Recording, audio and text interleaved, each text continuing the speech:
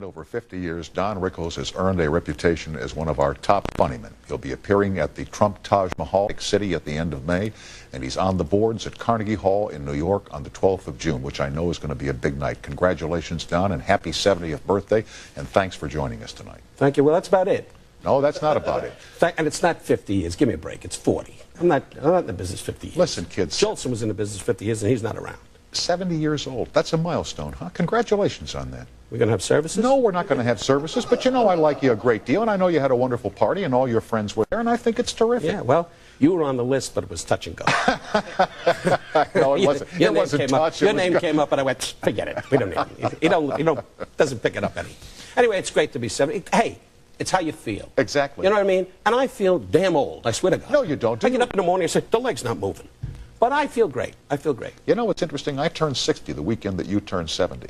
I don't feel 60, and I'm sure you don't feel 70. I think I'm about 25 years old. I mean, I feel terrific, and I still have But you don't look good, Tom. I know I don't, Don. I don't have your genes. Am I going to lie to you? You don't look good. You got to lay down. You got to get a checkup. But like you, have great enthusiasm for your work. You still get a charge out of what you do. The day I don't get a kick out of running up and down the stage and wheezing and spitting up and hanging out in the wings going, why does the family keep asking me for checks? You know, the wife just sits there with the jewelry signaling ships. Anyway, so I gotta be nice. You know what I mean? It's not easy, Tom. When you got a Jewish family, they're always there waiting for the money. You know what I mean? I read about you in the papers now. They talk about Don Rickles' rebirth. Come on, you've been on top now for 40 years. Yeah, I've been very lucky. Well, you know, I've had my ups and downs, but right now, with Comedy Central, they made me the spokesman. I've read about that. You're doing commercials for Comedy Central. Yeah, and it's great, because all the kids that might not know Don Rickles that well will be acquainted. And I just did a couple of spots with them already, and I'm very excited about it. And it should be great. And probably I will skyrocket, and this show will be a mystery, because I won't be here anymore. Too big, too big, too big. Stop it.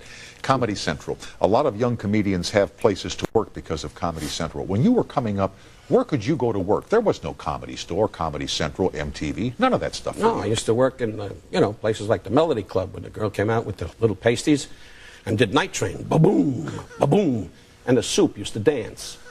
The guy serving the soup used to, and all the guys sat in the front, and the boss in those days sat with his robe right in front of the bathrobe, right in the front with the robe open. And I tried to concentrate on my work, but I thought it was a hunt or something, you know what I mean? I kept seeing a sparrow looking around. You know? It wasn't easy, you know. When you got a guy right in the front going, this kid's a funny guy. And I'm doing, gee, there's a live sparrow loose. Nobody watches this show anyway. Don't worry about it. Every time you're here, once you get going, you're like a steam engine. You just go faster and faster and faster. I mean, because I want it to end.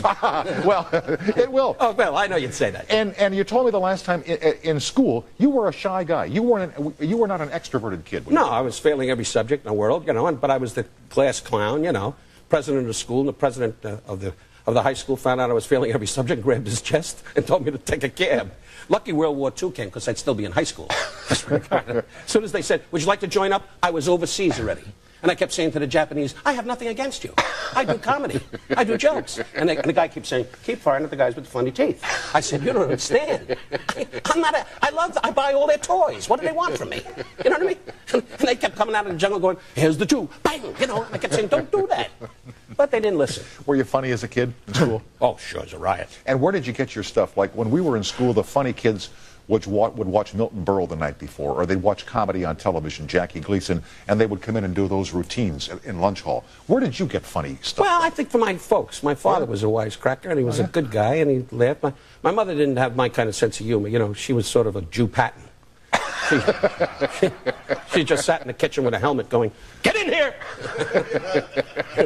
And my father sat in his underwear in the living room going, it was a nice family.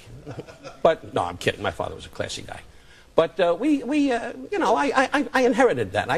I was always that way. I used to make fun of my grandmother, make fun of people who were sick. I made fun of death. I made fun of everything. I make fun of this show because it is a funny show. Well, we're not the funniest show in town, Don, but we are. You took a guess. but we are the biggest joke. See? No, it's a good show. And the high school plays that you did, was that your entree to performing before? No, way before that. When I was a kid, I used to run around. I was the kind of guy, I was the one that always went to the synagogue dances, the church dances, and not too many church dances. But I went to the synagogue dances a lot. I didn't go to the church dances because they were all playing bingo, you know. Yeah. But whenever I went, I was always the guy that got everybody laughing but never got the girl, you know. And I was always driving the car and they were in the back seat having a luau, you know. And I never got a shot at it, you know what I mean? So I was always the funny guy that never got the girl. But I used to go to the dance, and they'd send me, we'd all go in, and to get attention, and I was basically a shy guy. I'd get up on a table or a chair and go, can I stand up? Sure you can. And I get up on a chair, I swear to God, I get up on a chair, and everybody's dancing, and all dancing, and I go, hold it, everybody! I'm leaving! And they go, what? What? And people stared. They said, what the hell's the matter with him? That was my way of getting attention. Yeah, yeah. And then I struck out again. I always wound up with a waitress with a tooth that whistled. We went to the CYO dances, and it was the same thing. There were shy guys and extroverted guys, but growing up Catholic, we always wondered about stuff about being Catholic. Why couldn't you have meat on Friday, or why did you have to not have water before you went to communion? Did you wonder about things that Jewish kids had to do because of religion ever? No, I paid no attention. I phoned God. I didn't. You guys get up in the morning and went, looking for a wafer. We didn't do that. We phoned the rabbi, give him a couple of hundred, he does what we want, you know. But I never had that problem. We were very, you woke up with a nun, you know, every morning going, Tom, sit, dance, boom. Right. We didn't have that. Rabbi just sat there and said, how's the family? He said, here, Rabbi, here's a couple of hundred, don't bother me. It's great. Fantastic. That's the way I was raised. Take your time. This is your show. Don't go to pieces. No, I won't. I just want to try something else. Okay, okay. You went to the Dramatic Academy in New York and you studied acting and you were an actor and all of it, but somewhere along the line you made the transition to comedy. When did that start? When you decided, you know, when I couldn't get work. Oh, really? Yes, it started very early. I went to the American Academy of Dramatic Arts. I've mentioned this, I think, before to you, and I went there with Jason Robards, a fine actor, and Anne Bancroft, and a lot of good people.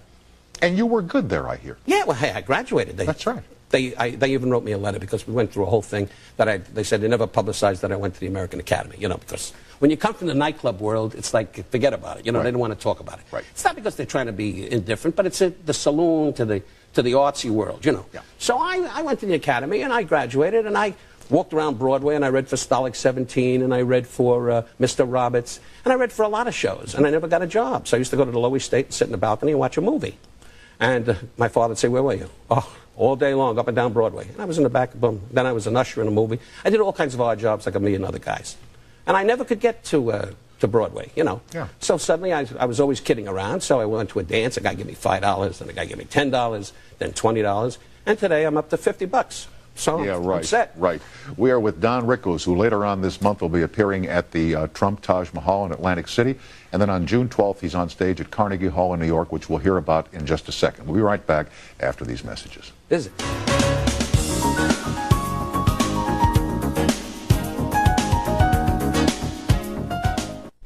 With Don Rickles and here, Quebec. Hi, and welcome to CBS, Larry. Hi, Tom. How are you? I'm fine, thank you. How did you know they call me Larry?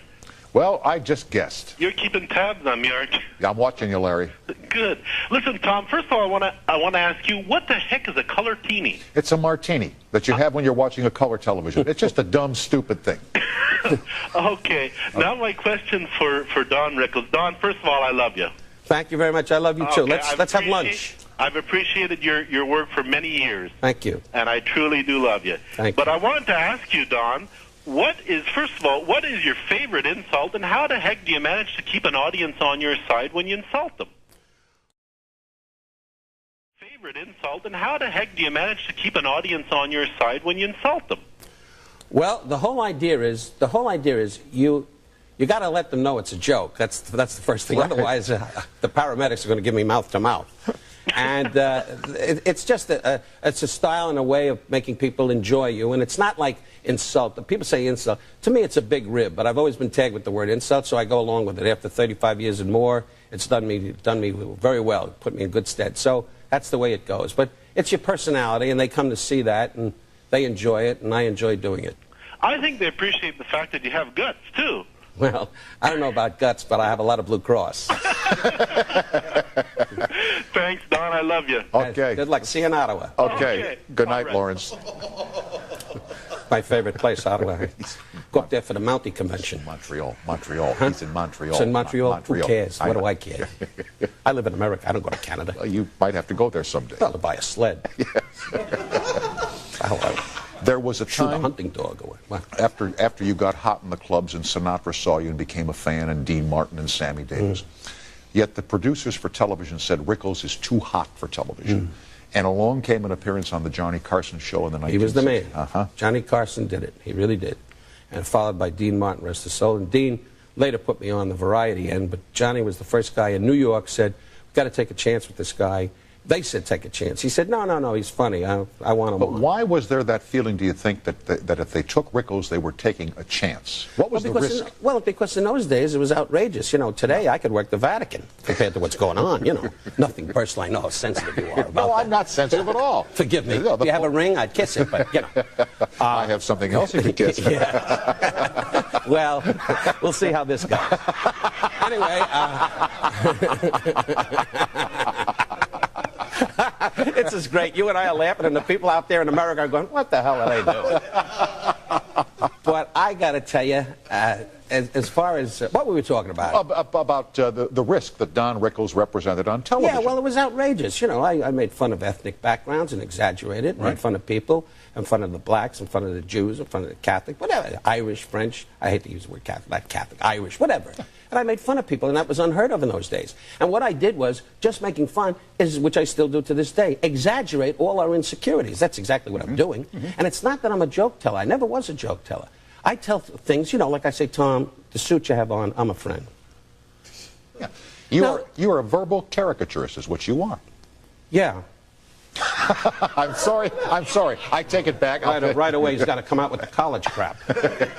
Verbal conversation. All right, and then Greg Garrison Greg was a good put friend. you on the Dean Martin show and said, don't script, Don, let him ad lib. That's right. They put a whole audience. Bob Hope, the big joke at that time, Bob Hope came late. He had a ton of stars. Bob Newhart was included. He begged. And they had all these stars in there, and Bob Hope came in late. And I turned around and I said, at that time the Korean War was on. Vietnam War. Vietnam War. I know I can't keep up with the wars. You know what I mean? I'm so busy down in the White House down below in the strategy room trying to figure out which war it is. I don't know what the hell that means, but you're staring at me like you understand it. So anyway, so Bob Hope, you're just sitting there. No, you're a big help too. I'm watching him. Well, I tried and got the remark about we'll see how this goes. So I'm not coming over there anymore. Anyway, Bob Hope came in, and I turned around, and I said the line. I said, "Is the war over?" And at that time, it was a big thing, and everybody laughed and fell down. And Bob Hope did a great thing. He stood up and unfolded the American flag and marched around the room for a half hour. And like a dumbbell, I followed him. Right, Bob. Right, Bob. Have you ever met Bob Hope? Yes, I have. Oh, great. Debbie in Fort Wayne, Indiana. Hi, to CBS. Hello. Shoe convention. All of a sudden. Hi. Hi. Tom. Hi, Don. Hi. Well, I was just wondering, has anyone in your audience or elsewhere ever been able to out-heckle you? Well, the show is not a contest. I mean, you don't come to see Don Rickles go, okay, Joe, get it rolling. You know, it's not like that. You know what I mean? Maybe in your neighborhood. But I don't do that. I come out and do my performance, and if they heckle, I have friends with me who hurt you. One, his name is Rocco Bonzuno. The other guy is Aldo Ganano. Newhart has told stories of handling hecklers. Did somebody hit her? No, no. Suddenly there was... Have you had a situation where you've had somebody in the audience who maybe had too much to drink and it was difficult to handle? No, in my beginnings, every comedian had that in the rough places I worked. But as time went on, the more a name you became and the more prestigious the places you worked, that doesn't happen. I mean, you can have anything happen in the finest, it could happen in church or a synagogue. I mean, so those things can happen, but it's a rare thing. But is there a routine that comedians have that you develop that if somebody is heckling you? I don't have a set thing. I really don't. Okay. You know, I really don't. Like if you annoy me, I leave. Oh, I understand that, because you have on so many occasions. Yeah, right. Debbie, did you have any other questions for Don? Oh, not much else, but I just wondered if he's ever been at a loss for words. Yes. Once when my father said he was cutting off the money. I had a massive. Thanks for calling, Debbie, and thanks for donning us up tonight. Thank you. Thanks, Debbie. Bye-bye. Bye. We will continue with Don Rickles, who will be appearing at the end of this month at the Trump Taj Mahal in Atlantic City and on the 12th of June at Carnegie Hall, which we'll find out about after this short break.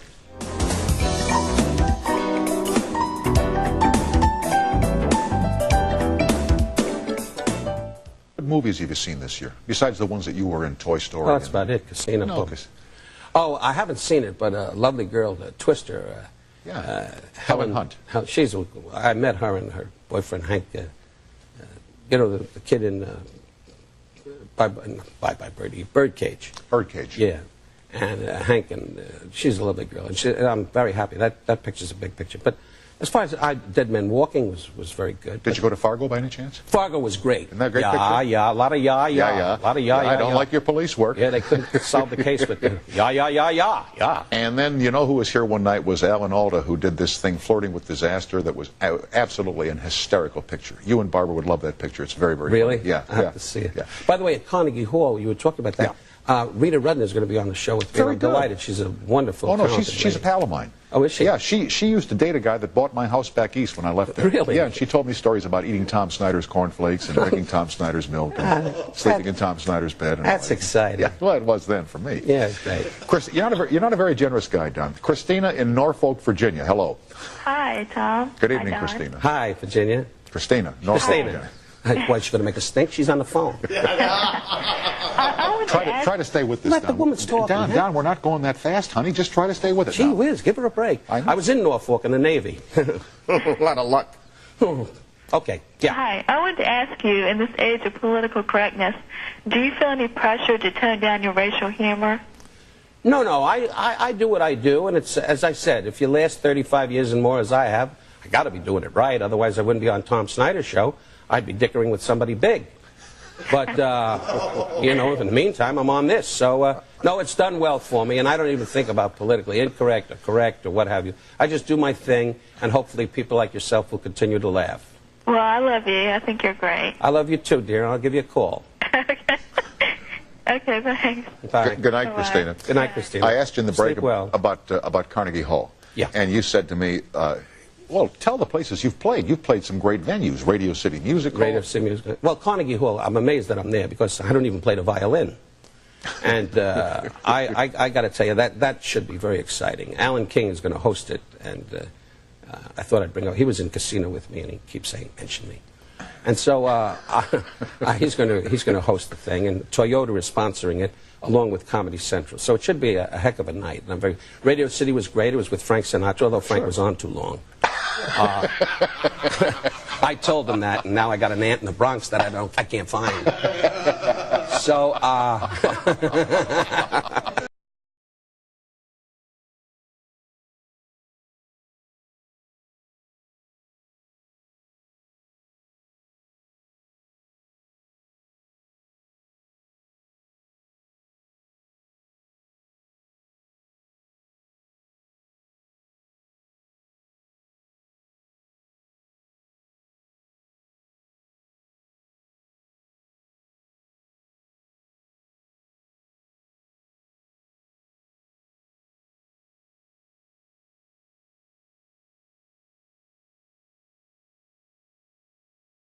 You know, they come to Vegas, they come to Atlantic City. You get the Midwest people, but now they go by, it's coast to coast. Right. And so with me, the audiences don't change. I went down to Memphis, Tennessee, and Biloxi, Mississippi with Joan Rivers, who, by the way, is a great gal. Anyway, and Joan and I, we worked down there, and I thought I was going to run into a wall. I thought, you know, Billy Bob was going to come out riding, you know, Billy Bob coming out of Shoot 9 riding Shot at Joe, you know. And that was going on. But I walked out, and that audience was terrific. Those people were great, you know. They kept yelling, yeah, you know, throwing grits on the tux. But, hey, you can't have it all. The difference to me when I used to gamble in Atlantic City versus Vegas, Atlantic City, they're playing with rent money. You know, they get the paycheck on Friday. That's true. Whereas in Vegas, they're 2,500 miles away from home, and they're there to have a vacation, so if they lose a little money, it's not that big a deal. Yeah. Here, and I know it's too in Vegas. They've got a lot of kids sliding around in casinos now. You know how they do it at a dance or a wedding? Yeah. Kids are sliding on the floors now. They got kids all over the place. Suzanne in Louisville, Kentucky. Hi, welcome to CBS. Hi. Don, my son, John Bradbury, was in 6th grade with your son, Red, at John Thomas Dye School many years ago, and I wondered what Red's doing these days. Red, he hasn't been called that since he's a kid. Was that your son? They were yeah, kids my son. in 6th Yeah, grade. right. My son Larry is I'm very happy for him. He's a writer now, and he's writing scripts, and hopefully he'll get real lucky with a good one. He's written some good stuff, and he's got an agent, and he's doing very well, and I'm very proud of him. Well, good for him. He was always a nice kid. Well, thanks so much. And why did they call him Red when he was a kid? Because he had red hair. What I'm are you, sorry. dumb? I hate that. Don't be dumb. When you hear the bell, go to history. Can't believe that. Why did they call him Red? I don't. Jeez. Because he had blue hair. Suzanne, I'm glad you called. Diana Crew is throwing up on the camera. I can't believe what you just said. Thanks. I'll tell Red you asked for him, dear. Okay, thanks. Bye-bye. Bye. When Newhart was here, he talked about the times We have to bring him up. I don't have to, but No, I I'm want kidding. to. I know. Have you ever had a tough night on stage where it just didn't work? Have you bombed ever? Well, if I did bomb, I have a great attitude. I've never in my career said I was wrong. In fact, I say a joke on the stage. When an audience doesn't respond to something, which is not too often, thank God, but when it happens, I always say, hey, everything I do on this stage, I did up in my room, and I laughed my you-know-what off. So I know it's funny. So I've never given the audience the satisfaction of saying, hey, bomb. That expression came a long time ago in comedians when they were first starting out, and it was like dead silence, or things were tough, or the audience was restless. And I've had audiences over my career, sure, that weren't the best, but I never let them know it. I don't know if I'm explaining it right. Yeah, no, I let them know that they're not getting it. I got it, but they're not getting it. Got you. You know who was great making bad material look good was Johnny. The best. Yeah, remember Johnny? Well, his takes, I remember him. I spoke to him the other night, and he wanted to borrow. He was off the air 20 minutes, and the man's borrowing already. Anyway, I can say that because he don't stay up this late to watch this. He knows you're not going anywhere. So I used to do that. I used to kid around, and he was the best. Yeah. He'd set you up, like you do. You're great at that, Tom. Right. You really are. This is straight. Yeah, right. You got to have a guy lead you into things. You just can't sit here in a chair and ha, like a robot. And Johnny was great. He knew when to lay back, and he knew when to destroy you. And that was his gift in life, to destroy me. May you never have silence in the seats or a restless audience. Thanks for being a pal, and knock 'em dead at Carnegie and at the Taj Mahal back in Atlantic City at the end of this month. Thanks so much. And by the way, I'm also going to be at the Tropicana in August, so if we can go with the calendar that far in advance, it's great. This crowd can't remember. They can't think that far ahead. Hey, Tom, may I just say, before I leave you, you are a decent human being and a wonderful guy because over the years you've treated me first car, and I appreciate it. After all this abuse, I'm now... You're waiting for a bomb to go off. I'll tell you the truth. It already has. I don't like you. I've never liked you. This show stinks, and get off. Okay? Do you feel better now? Back with Jeffrey Tambor. Our thanks to Don Rickles will continue after these messages. You stinker, you.